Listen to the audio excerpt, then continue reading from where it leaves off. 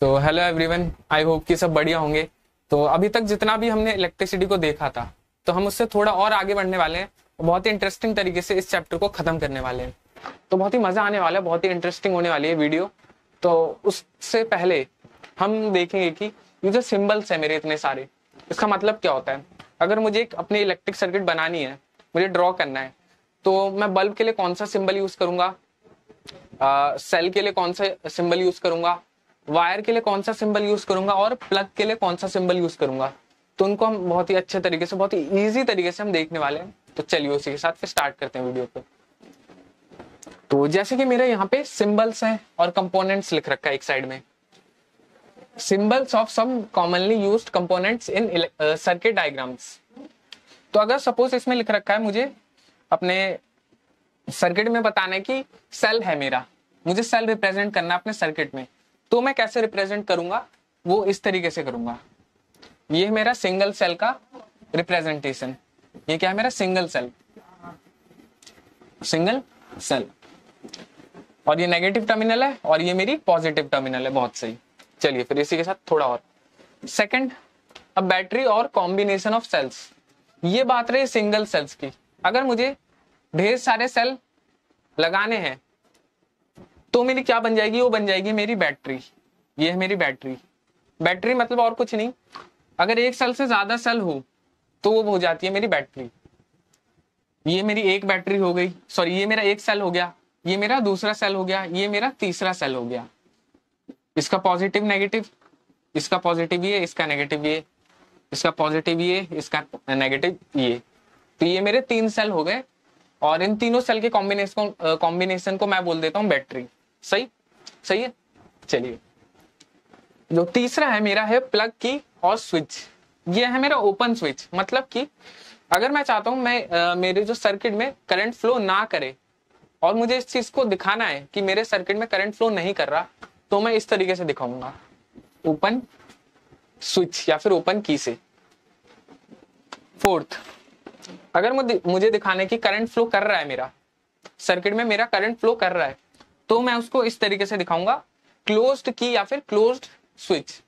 सही है, सही चल रहा है, सब कुछ बढ़िया चल रहा है ना। चलिए फिर थोड़ा और।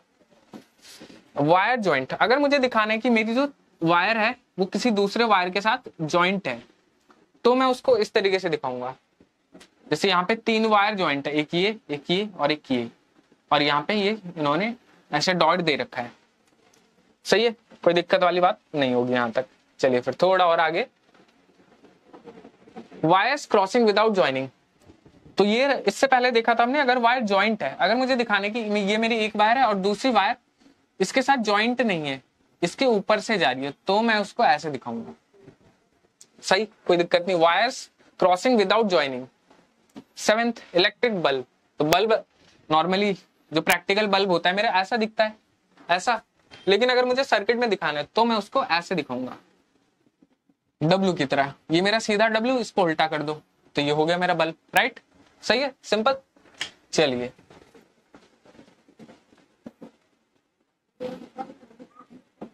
तो अब आ जाते हैं 8th पे। 8th मेरा है रेजिस्टर ऑफ रेजिस्टेंस आर।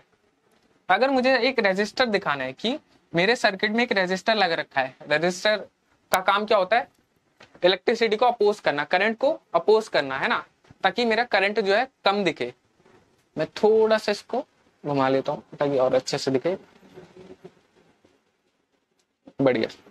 चलिए, तो मुझे अगर अपना रेजिस्टेंस दिखाना है तो मैं उसको इस तरीके से दिखाऊंगा। राइट, सही है, कोई दिक्कत नहीं है। जैसे नॉर्मल अगर मेरा रास्ता ऐसा है तो मैं कैसे आराम से जाऊंगा, स्मूथली जाऊंगा, कोई दिक्कत नहीं होगी मेरी, है ना। अगर मेरे रास्ते में ऐसी ऐसी रोड्स आए, ऐसी ऐसी सड़कें आए, तो मुझे थोड़ी दिक्कत होगी जाने में, है ना। इस पॉइंट से इस पॉइंट तक जाने में थोड़ी दिक्कत होगी, है ना। तो वैसे ही करंट का रास्ता अगर मुझे बीच में रोकना है, करंट को रोकना है, तो इस तरीके से मैं दिखाता हूँ रेजिस्टेंस को। रेजिस्टेंस का काम क्या होता है, करंट को रोकना, अपोज करना। राइट, तो उसको इस तरीके से। अब चलते हैं वेरिएबल रेजिस्टेंस और रियोस्टैट। तो ये मेरी एक मशीन होती है, इसका काम क्या होता है, रियोस्टैट का ये काम होता है कि मैं अगर मुझे अपने सर्किट में रेजिस्टेंस की वैल्यू जो है वो अपने हिसाब से कंट्रोल करनी है, ऊपर नीचे करनी है, वैल्यू को बढ़ानी घटानी है, तो मैं रियोस्टैट का यूज करता हूँ।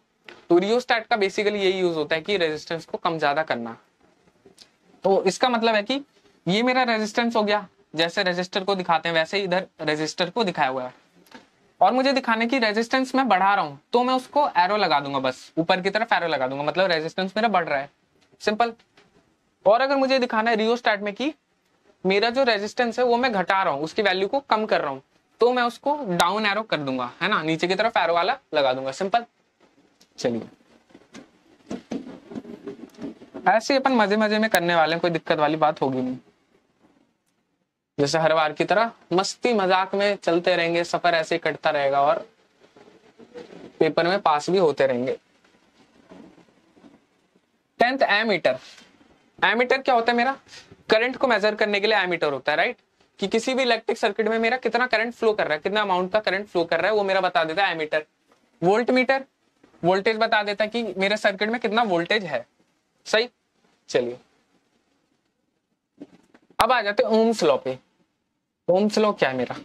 तो ओम्स लॉ है मेरा बहुत ही इंपॉर्टेंट लॉ है, इस पूरे चैप्टर का एक बहुत ही इंपॉर्टेंट लॉ है। तो ओम्स लॉ को देख लेते हैं एक बार अच्छे से।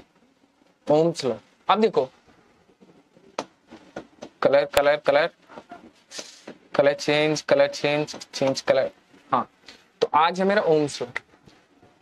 रेजिस्टेंस की यूनिट होती है मेरी ओम, राइट, रेजिस्टेंस की यूनिट होती है मेरी ओम, और यह है मेरा ओम्स लॉ। मतलब कि ओम्स लॉ में मेरा रेजिस्टेंस का बहुत ही तगड़ा काम होने वाला है, राइट। अब हम रेजिस्टेंस को एक्चुअली में देखेंगे कि रेजिस्टेंस होता क्या है मेरा, तो उसको देखने के लिए चलिए थोड़ा सा आगे चलते हैं। अभी ये में हम कर लेते हैं थोड़े बालों को सेट, और चलिए इसके साथ बढ़ते हैं आगे।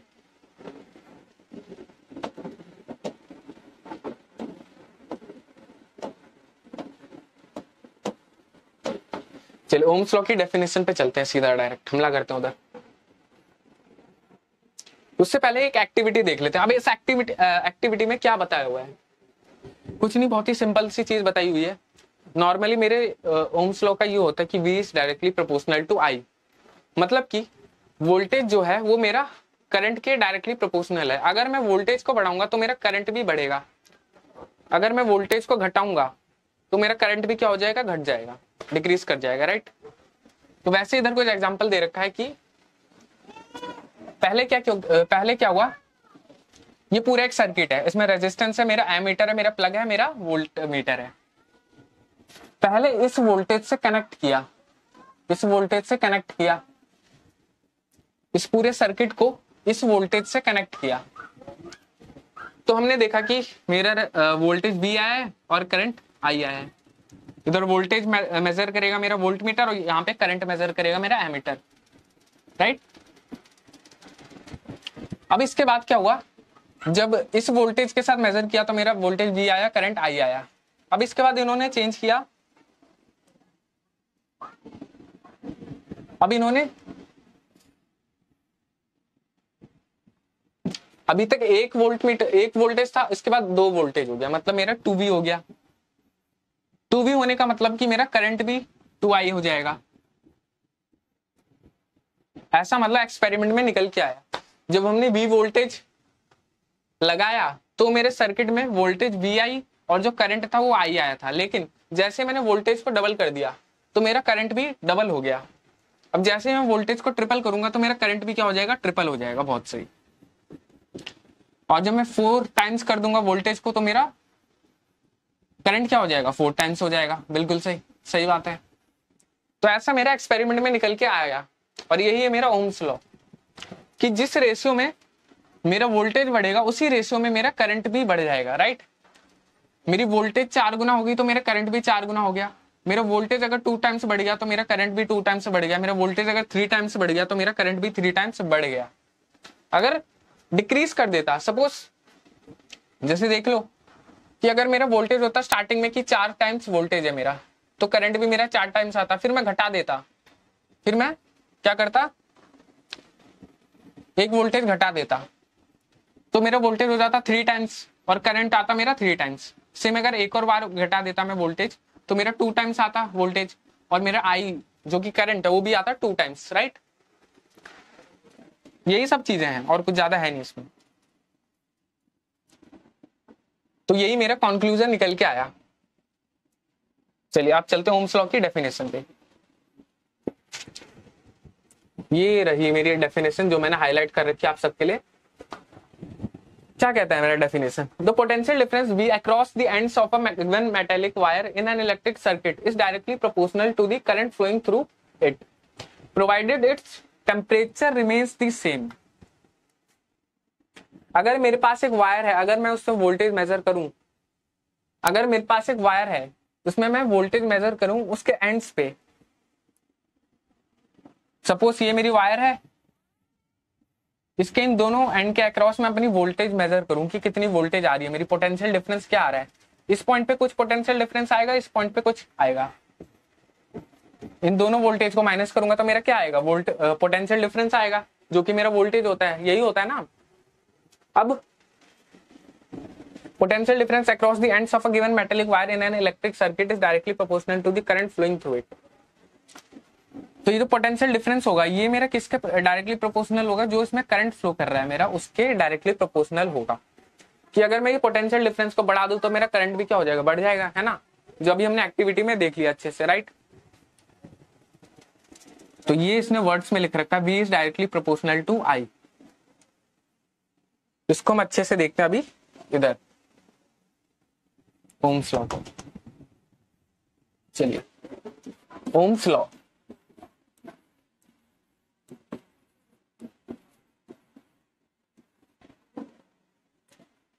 V is directly proportional to I।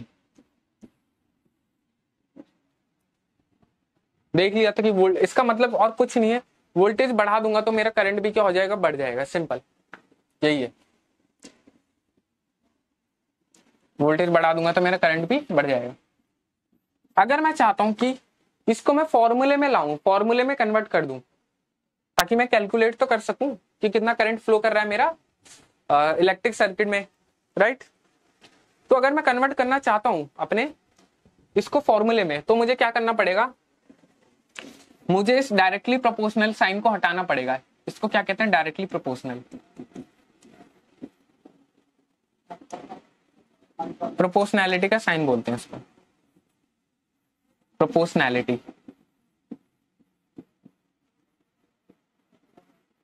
तो अगर मैं इस प्रोपोर्शनैलिटी के साइन को हटाना चाहता हूं, रिमूव करना चाहता हूं, और मैं चाहता हूं इक्वल टू I मेरा, जो कि मेरा बेसिक के फॉर्मूले के लिखने का, जो बेसिक फॉर्मूले को लिखने का तरीका होता है, राइट। तो इस फॉर्म में लाना चाहूं मैं, इस फॉर्म से इस फॉर्म में लाना चाहूं, तो मुझे क्या करना पड़ेगा? एक कांस्टेंट इंट्रोड्यूस करना पड़ेगा, जो कि है मेरा यहाँ पे R। R क्या है? मेरा कांस्टेंट। और ये कांस्टेंट मेरा क्या है? रेजिस्टेंस। ये R क्या है? मेरा रेजिस्टेंस, जो कि अभी तक हम पढ़ते आए हैं, जो जिसका मतलब होता है कि टू अपोज करंट, राइट। बढ़िया। तो ये आ गया मेरा proper formula, V equal to I into R। यही है मेरा ओम्स लॉ। अब इसमें एक कंडीशन है कि ये लॉ तब तक ही वैलिड रहेगा जब तक टेम्परेचर कांस्टेंट रहेगा। टेम्परेचर क्या रहेगा? कांस्टेंट। सपोज मेरी 22 डिग्री सेल्सियस की बात हो रही है। अगर मैं अपने वायर में, अगर मैं अपने वायर में 22 डिग्री सेल्सियस पे ही करंट फ्लो कराऊं, और मैं मेजर करूं इस फॉर्मूले से कि मेरी वोल्टेज कितनी आ रही है, और 22 डिग्री मेंटेन रहे, मतलब 22 डिग्री ही रहे वायर का टेम्परेचर, तो मेरा ये लॉ वैलिड करेगा, तो मेरा वोल्टेज ठीक ठाक निकल के आएगा। लेकिन अगर मैं 22 डिग्री से थोड़ा सा बढ़ा दूं, थोड़ा सा इंक्रीज कर दूं, अगर मैं 23 डिग्री सेल्सियस पे ले जाऊं, तो मेरा ये लॉ वैलिड नहीं करेगा। तो ये जो मेरा पूरा लॉ है ये वैलिड नहीं करेगा, मतलब मुझे सही वोल्टेज निकाल के नहीं देगा। तो ये इस लॉ का ड्रॉबैक है।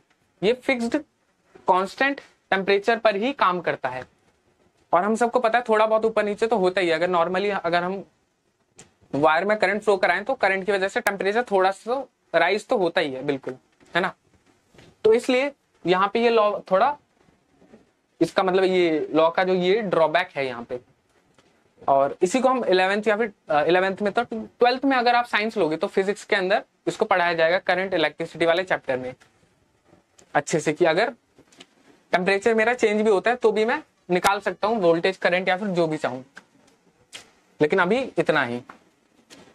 तो मोटा मोटा हमें ओम्स लॉ ये समझ में आया कि the potential difference across the ends of a wire is directly proportional to the current flowing through the conductor provided its temperature remains the constant, provided its temperature remains constant। बस temperature fixed होना चाहिए, constant होना चाहिए, otherwise it will be invalid. Right, simple easy, कोई दिक्कत वाली बात है नहीं यहाँ पे। लेकिन एक चीज देख लेते हैं बहुत ही क्लैरिटी और बहुत ही अच्छे से कि वोल्टेज का बढ़ाने का मतलब क्या है मेरा। सपोज मेरे पास यहाँ पे वायर है और मैं बोलता हूं कि वोल्टेज मैं इंक्रीज कर रहा हूं, वोल्टेज क्या कर रहा हूं, मैं इंक्रीज कर रहा हूं। इसका मतलब क्या है मेरा, मैं वोल्टेज इंक्रीज करने का मतलब मैं क्या बोलना चाहता हूं, मैं ये बोलना चाहता हूं कि यहाँ पे सपोज मेरे इलेक्ट्रॉन्स है। अभी हमने देखा कि वोल्टेज जैसे हम बढ़ा रहे हैं तो करंट भी मेरा बढ़ रहा है, वोल्टेज मैं जैसे ही डिक्रीज कर रहा हूं तो करंट भी क्या हो रहा है मेरा, डिक्रीज कर रहा है। क्यों कर रहा है अब देखते हैं। वोल्टेज बढ़ाने का मतलब है कि मेरी जो बैटरी होती है, वोल्टेज किस में होती है, मेरी बैटरी में ही होती है। वोल्टेज मतलब मेरा सोर्स, वोल्टेज मतलब मेरा सोर्स, जो मैं एनर्जी दे रहा हूं इलेक्ट्रॉन्स को ताकि वो फ्लो कर जाए आगे। वोल्टेज मतलब मैं एनर्जी दे रहा हूं इनको, एनर्जी दे रहा हूं ताकि करंट क्या है, आगे फ्लो करे। राइट, तो मैं जितनी ज्यादा एनर्जी दूंगा उतनी तेजी से इलेक्ट्रॉन फ्लो करेंगे। एनर्जी बढ़ाने का मतलब मेरा वोल्टेज बढ़ाना हो गया। राइट, एनर्जी बढ़ाई मैंने, इलेक्ट्रॉन ज्यादा तेजी से फ्लो कर गए, ज्यादा तेजी से इलेक्ट्रॉन फ्लो कर गए तो मेरा करंट क्या हो गया, इंक्रीज हो गया। राइट, तो ये था मेरा वोल्टेज का कहने का मतलब। सेम अगर मैं वोल्टेज को डिक्रीज करता हूं तो मतलब मैं इलेक्ट्रॉन को जो एनर्जी दे रहा हूं वो मैं डिक्रीज कर रहा हूं, जो एनर्जी दे रहा हूं इलेक्ट्रॉन्स को वो मैं डिक्रीज कर रहा हूं, जिसका मतलब है मेरा वोल्टेज डिक्रीज कर जाएगा और जिसका मतलब मेरा करंट भी डिक्रीज कर जाएगा। राइट, इलेक्ट्रॉन अगर डिक्रीज करेंगे, इलेक्ट्रॉन की स्पीड जो है वो डिक्रीज कर जाएगी, एनर्जी डिक्रीज कर जाएगी, तो इलेक्ट्रॉन स्लो मूव करेंगे और जिसकी वजह से मेरा जो करंट है वो भी धीरे धीरे कम होता जाएगा। यही कहने का मतलब था मेरा ओम्स लॉ में अभी तक यहां तक। चलिए अब यहाँ पे ओम्स लॉ तो होता है खत्म।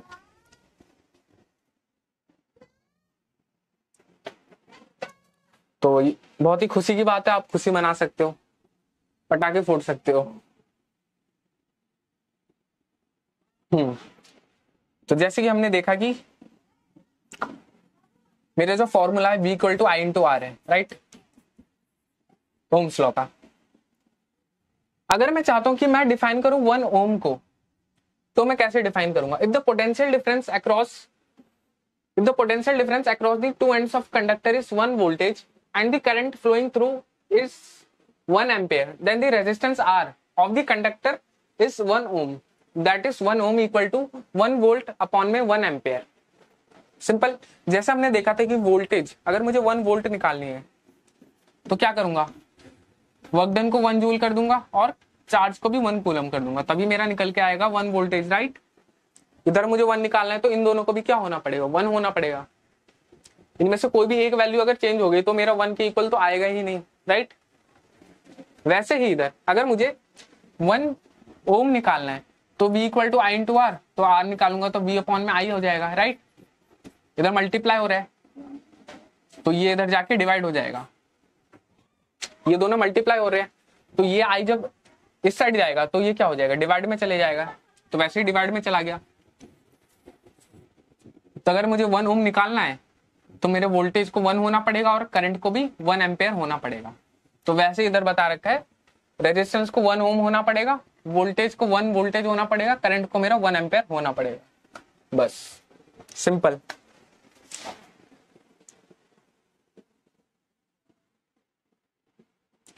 और क्या है मेरा, in many practical cases it is necessary to increase और decrease the current in an electric circuit.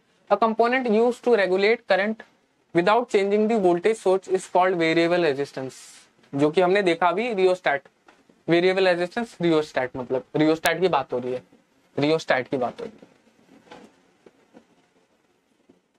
ये भी एक छोटा सा वो है कि एक्टिविटी है जिसमें बता रखा है कि ये मेरा सर्किट है, ये मेरी क्या है, ये मेरी क्या है, ध्यान से देखो, ये क्या है मेरी,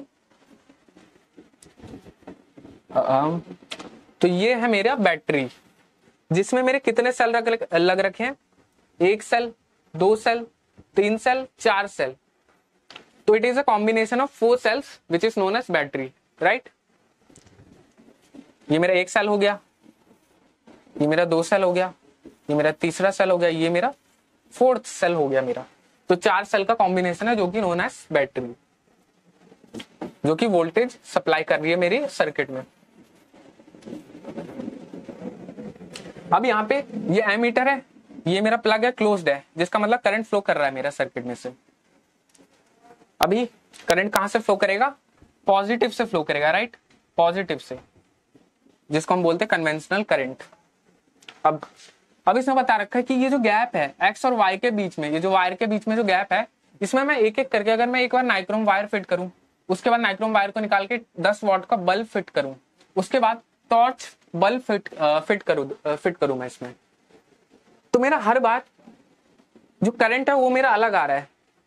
जो हर बार मेरा करंट है, नाइक्रोम वायर के केस में कुछ अलग करंट आया, 10 वॉट बल्ब के केस में कुछ अलग करंट आया, और टॉर्च बल्ब के केस में मेरा डिफरेंट करंट आया। करंट की जो वैल्यू थी वो सब में वेरी कर गई, सब में अलग अलग आ रही थी। ऐसा क्यों हुआ, क्योंकि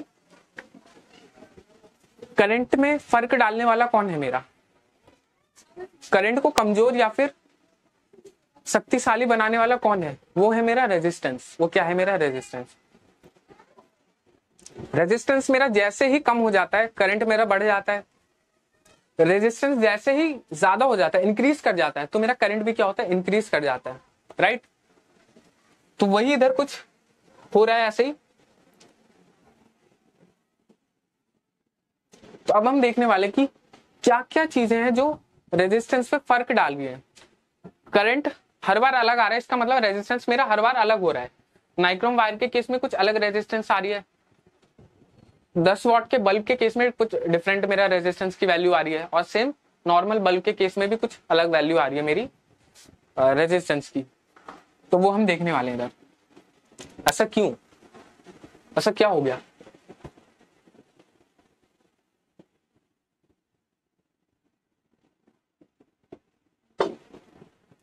यहाँ पे कुछ चीजें लिख रखी हैं।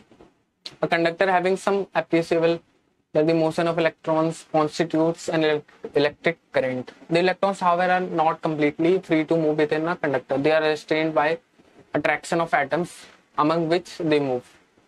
Thus, motion of electrons through a conductor retarded. तो ये चीज हमने देखी थी, जैसे कि जैसे इलेक्ट्रॉन मूव करता है वायर में से, वो क्या होता है, एटम से टकराता है, राइट। एटम से उसका कोलिजन हो जाता है, जैसे कोलिजन होता है उसकी एनर्जी डिक्रीज करेगी। बिल्कुल प्रैक्टिकल बात है। अगर सपोज आप भी रास्ते में जा रहे हो, किसी से टकरा जाओ, स्पीड में जा रहे हो, एकदम हल्का सा टकरा जाओ किसी से, तो आपकी जो एनर्जी है वो क्या होगी, डिक्रीज कर जाएगी थोड़ी, है ना। तो वैसे जो इलेक्ट्रॉन है उसके केस में भी सेम है, तो कुछ ज्यादा फर्क डिफरेंस नहीं है। तो अब हम देखने वाले हैं कि क्या क्या चीजें मेरे रेजिस्टेंस को घटा सकती हैं, बढ़ा सकती हैं, फर्क डाल सकती है। तो सारी चीजें देखेंगे हम। फैक्टर्स देखने वाले हैं अभी हम। Factors on which the resistance of a conductor depends. Factors on which resistance of a conductor depends. किन किन चीजों पे मेरा रेजिस्टेंस डिपेंड करता है। चलिए उसको इधर देखते हैं।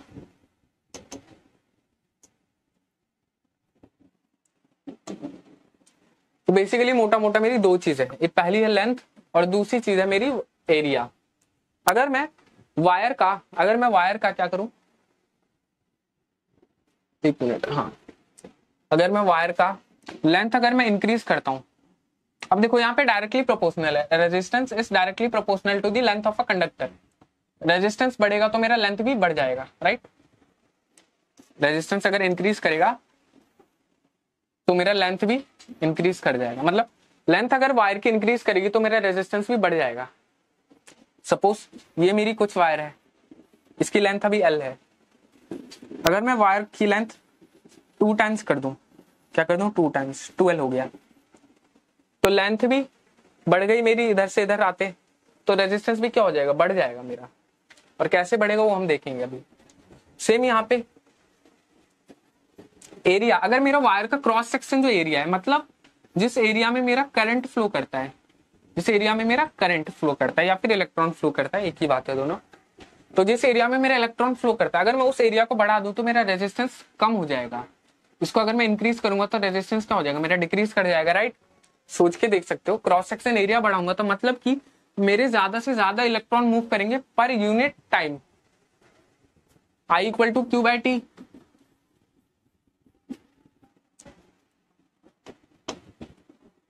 I equal to q by t, right. अगर मैंने इसके क्रॉस सेक्शन एरिया को बढ़ा दिया, इमेजिन करके देख सकते हो, इतना तो है ना कि अगर मैंने इसके एरिया को बढ़ा दिया, वायर के एरिया को बढ़ा दिया जिसमें मेरा करंट फ्लो करता है, उस एरिया को अगर मैं बढ़ा दूं तो मेरा करंट ज्यादा फ्लो करेगा, सिंपल। मतलब मेरा इलेक्ट्रॉन ज्यादा फ्लो करेगा, इलेक्ट्रॉन पर यूनिट टाइम ज्यादा फ्लो करेगा, पर यूनिट टाइम ज्यादा फ्लो करेगा। ये चीज को देख पा रहे हो, सोच पा रहे हो थोड़ा, कि पर यूनिट टाइम ज्यादा फ्लो करेगा, मतलब कि 1 सेकंड में मेरे ज्यादा से ज्यादा इलेक्ट्रॉन मूव कर जाएंगे। तो उसकी वजह से मेरा रेजिस्टेंस क्या होगा, डिक्रीज कर जाएगा, राइट। अब रेजिस्टेंस डिक्रीज कर जाएगा मतलब कि मेरा करंट इंक्रीज कर जाएगा, जो कि इसका मतलब ऑब्वियस है, राइट। इसमें कुछ है नहीं ज्यादा। सेम अगर मैं एरिया को थोड़ा सा डिक्रीज कर दूं, अब इसका क्रॉस सेक्शन एरिया ये था इतना बड़ा, और यहाँ पे आके डिक्रीज कर गया, सपोज हाफ कर दिया मैंने, इस एरिया से हाफ कर दिया मैंने, तो रेजिस्टेंस क्या होगा, मेरा इंक्रीज कर जाएगा। क्रॉस सेक्शन एरिया डिक्रीज किया मतलब कि करंट मेरा पर यूनिट टाइम, मतलब मेरे इलेक्ट्रॉन जो है, चार्ज जो है, पर यूनिट टाइम कम फ्लो करेंगे इसके कंपैरिजन में। इधर ज्यादा एरिया तो ज्यादा फ्लो करेंगे पर यूनिट टाइम, हर सेकंड में मेरे इतने यहां तक इलेक्ट्रॉन फ्लो करेंगे, लेकिन यहाँ पे इतना ही इलेक्ट्रॉन फ्लो कर पाएगा, इतने एरिया में जितना इलेक्ट्रॉन जा पाएगा उतना ही फ्लो कर पाएगा पर यूनिट टाइम। तो उसकी वजह से इस केस में मेरा जो रेजिस्टेंस वो इंक्रीज कर जाएगा, और इस केस में रेजिस्टेंस डिक्रीज कर जाएगा। Simple, easy. ये आपको समझ में आ रही होगी चीज।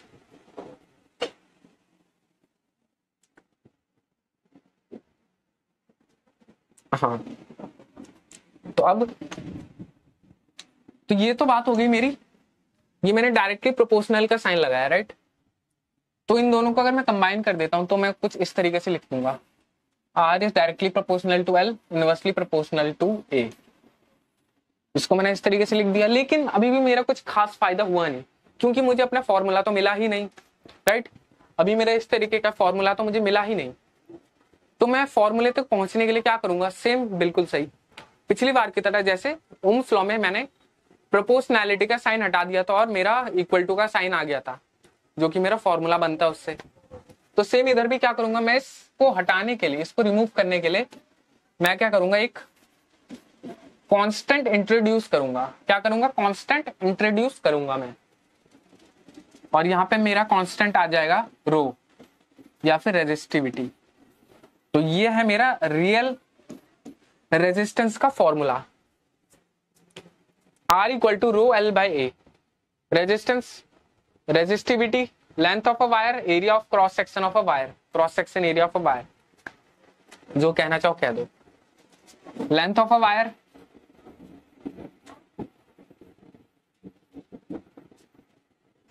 Cross section area of a wire,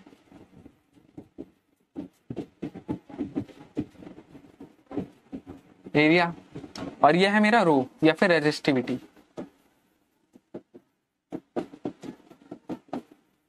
resistivity, और ये तो मेरा नॉर्मल रेजिस्टेंस है।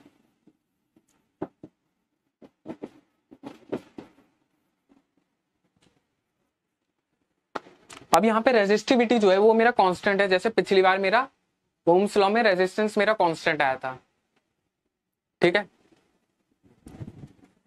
तो रेजिस्टिविटी मतलब कि सपोज कि मेरी किसी से लड़ाई हो जाती है ना, और मेरे सामने हट्टा कट्टा बंदा है बिल्कुल, ठीक है, और मैं तो देख ही सकते हो नाजुक सा बंदा हूँ एकदम, मैं तो प्यार मोहब्बत से बात सुलझाने की कोशिश करूंगा क्योंकि मेरे पास दिमाग है। तो मैं बुद्धि से सुलझाने की कोशिश करूंगा, वो बल से बॉडी से सुलझाने की कोशिश करेगा, मेरे को है ना धमकाने की कोशिश करेगा, लेकिन मेरे पास ब्रेन है और brain is much more powerful than body, right. तो सपोज वो मारने के लिए आया मुझे, मैं भी भिड़ गया उससे और मैंने बोला तुझे बताता हूँ, तू आ, और मैं भिड़ गया जोश जोश से, लेकिन सीन थोड़ा उल्टा हो गया। जैसे ही वो मुझसे लड़ने आया तो वो मुझ पे भारी पड़ गया और मैं थोड़ा कमजोर पड़ गया। अब देखो, मेरे अंदर लड़ने की जो कैपेसिटी थी, कैपेबिलिटी थी, वो है मेरा रेजिस्टिविटी। और मार खाने के बाद जहां पे मैं पड़ा हूंगा वो था मेरा फाइनल रिजल्ट, जो कि है मेरा रेजिस्टेंस। इससे आपको थोड़ा समझ में आ रहा होगा। जो फाइनल रिजल्ट जहां पे मैं पड़ा हूंगा, जिस हालत में मैं पड़ा हूंगा फाइनली, वो है मेरा रेजिस्टेंस। और रेजिस्टिविटी मतलब कि कैपेसिटी, कि वायर में कितना रेजिस्टेंस दे सकता हूं अपनी तरफ से। उस मटेरियल में रेजिस्टिविटी ज्यादा होने का मतलब ये होता है कि वो कितना रेजिस्टेंस प्रोड्यूस कर सकता है, ये होता है मेरा रेजिस्टिविटी का कहने का मतलब। अभी हम एक चार्ट देखेंगे, उसमें अलग अलग वैल्यू दे रखी होगी रेजिस्टिविटी की, उसको हम देखेंगे, समझेंगे अच्छे से, बढ़िया तरीके से।